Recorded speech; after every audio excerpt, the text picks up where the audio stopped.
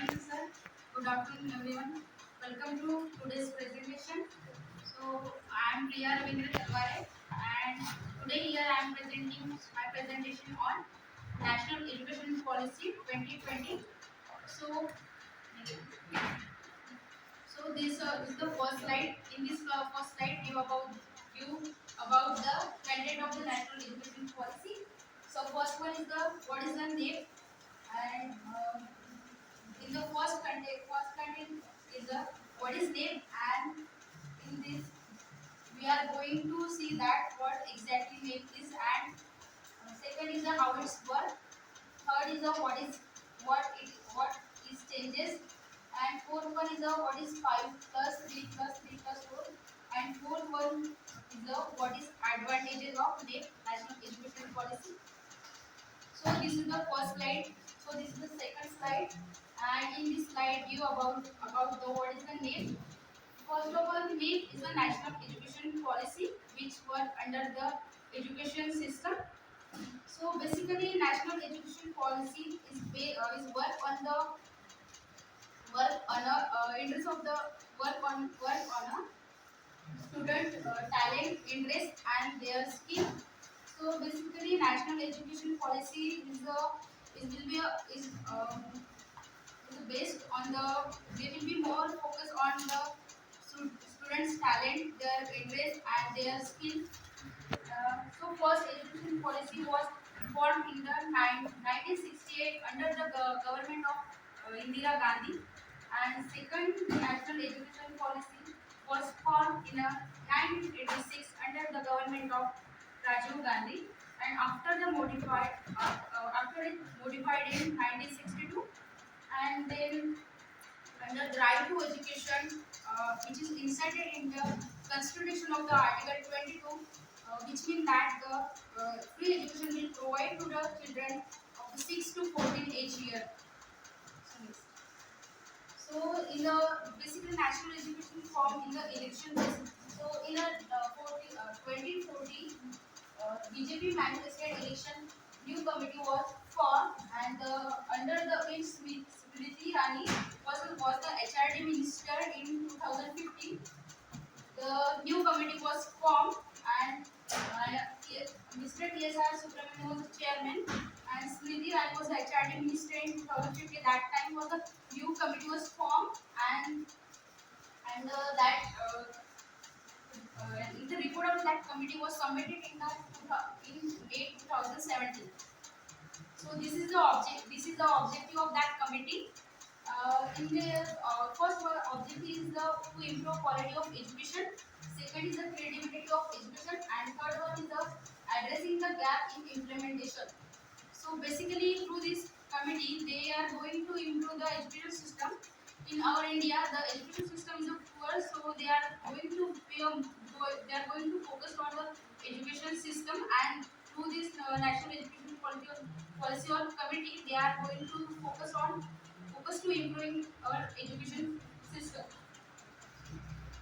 So this is the what changes coming in the national education policy. So first is that the HRD minister new renamed as the Ministry of Education. So HRD minister changed its name, and it pure rename as the Ministry of Education. And second is GDP investment in education to increase from 1.6 to 6%. GDP was investing on the NEP National Education Policy, and it will increase this from 1.6 to 6%. Third is the focusing on gross enrollment ratio. It will be a increase to 50% by 2030. So in coming 2035, they will be focusing on gross enrollment ratio, which will be increased up to the 50%. So this is the what this is the 5 plus 3 plus 3 plus 4. Basically, before the national education policy, this 5 plus 3 plus 4 is the 10 plus 2, and this 10 plus 2 is divided into the 5 plus 3 plus 3 plus 4, and this is the pedagogical structure.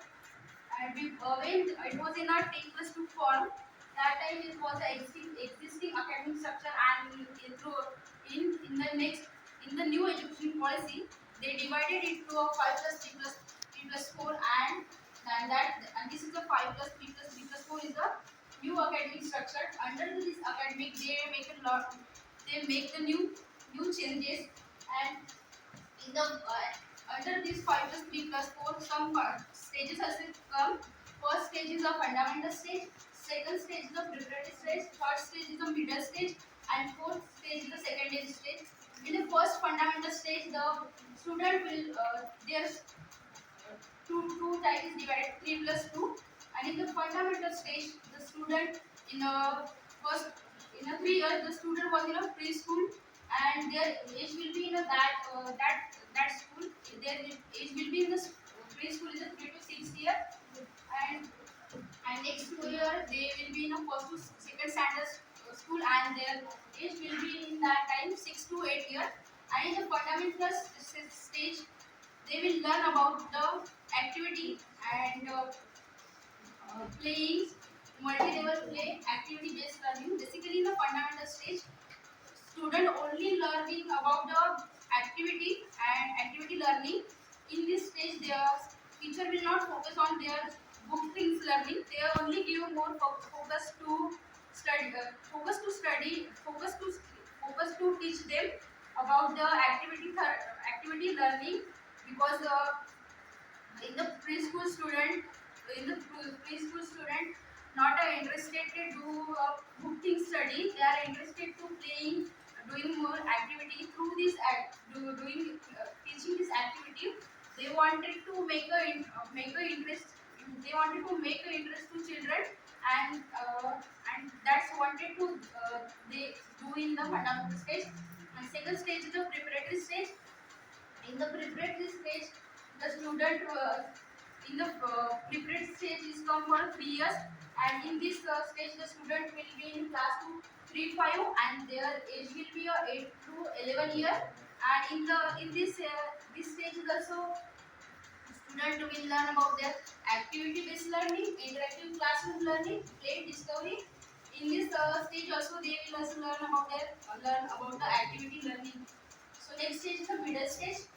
In this middle stage is also come for 3 years, and this stage the student will be in a class 6 to 8 standard, and their age will be 11 to 14 year. And in this stage the student will learn the experience learning in the science, mathematics, arts, social science, and humanity. In this stage the student learn about the science, art, mathematics, humanity, about that subject. There the student will learn in this stage. And next stage is the secondary stage, and this stage is come for a 4 year. And this stage the student will be in a class 9 to 12 standard, and their age will be a 14 to 18 year. And in this stage they learn about the multidisciplinary study, great critical thinking, flexibility, and student choice of subject. In this stage the student will choose their own subject, and their favorite subject they can teach, and they can learn in this stage. So this is the pedagogical structure. All these fundamental stages given this pedagogical structure, and in this format they structure the national education policy. Next. So they also make some school changes through this national education policy. So first changes, the student can learn coding from 6th standard. So some changes they also make under the national education policy. Before this slide, we can see the lots of changes in the national education policy. So this is the school-based education changes. First, the student can learn coding from 6th standard. Since from 5th standard or 6th standard, the student can learn the coding, and mother tongue to be a medium of instruction till 5th standard. Most of mother tongue language, the student will learn in their mother tongue language. There may be a Hindi, Marathi, or any other. In that language, the student will learn, and it will be advantageous for student to learn in their mother tongue language. And next, the report card will be a comprehensive based on skill and capability. And the report card will be created on the students' capability and their skills. And next is the ECCE. early childhood and care education. This is basically this ECCA is not for student. This is for teachers and ECCA for teachers changes.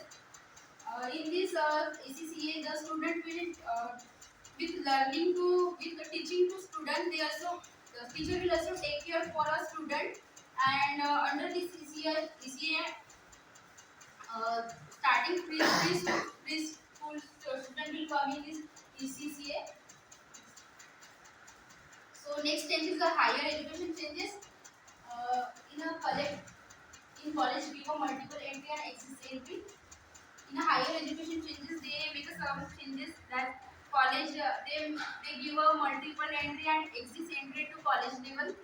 Uh, Before national education policy, if we quit our education in the middle because of some problem or we couldn't complete our education, and because of that problem we quit our education and we couldn't complete our education, and if we quit our education in that time when we quit our education in the middle, then it has no value for our education. So in this new education policy they make the changes that if we quit our education in the middle in the first year, only for 1 year we completed our education, and then they will give to us a certificate, and if we complete our education for 2 years, and after the 2 year we have quit our education, they will provide us to a diploma, and after the if we completed 3 year education, and after the 3 year maybe we quit education, then they provide us to a degree, and after the 4 year we finally completed our education, and then it will they consider as a research based education. In this way in this way they make a changes in higher education. Next. And this is the advantages of a NEP national education policy. First one is the holistic development. So in this holistic development, they focus on the student social, economical, and social, economical growth. They in this holistic development, they will more focus on the social and economical growth. And in this holistic development too, they will give more focus to more focus to teach a student the capability, creative thinking, or they will also give more focus to their skill. Whatever skill they have, they will give more focus on that skill. So next is the flexible learning pathway. So flexible, next one is a flexible learning pathway. So this flexible learning pathway in the national education policy, through this flexible learning pathway, they can do a study in a flexible pattern. In the national education policy, they make a changes that through this flexible learning pathway is that student can choose their one subject, their favorite subject. If you wanted to do a study their favorite subject, then they can choose that subject.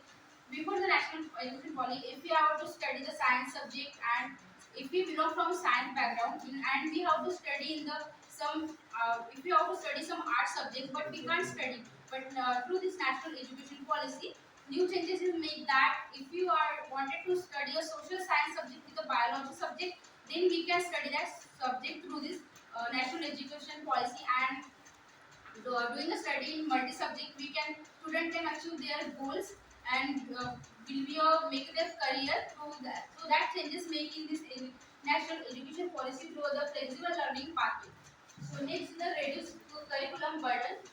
So student have a burden about the in the school student have a college student have a burden to be of best performance. So they can so that because of that they can study they cannot study properly. So that burden will reduce in this through this national education policy. They also that burden is reducing this national education policy. And next is the inclusive education. So inclusive education is that the student in the through the inclusive education, the national education policy is provided equal education to the all the students, maybe who belong from a disability or any other background. So they will provide the equal education to all the students. And next is the skill development. So through the national education policy, they are focused on most on their skill learning, their activity learning, and through this skill or activity they are they are focusing to their skill. So this is the key principle of national education policy. Continuous review, build on sustainable research and regular assessment. So all this is the key principle of national education policy 2020. So this is all about the national education policy, or whatever you see in this slide. So all these changes they make in the national education policy, and this national education policy is not it applied maybe so in the coming year they will be apply this national education policy. So that's all about my presentation. Thank you.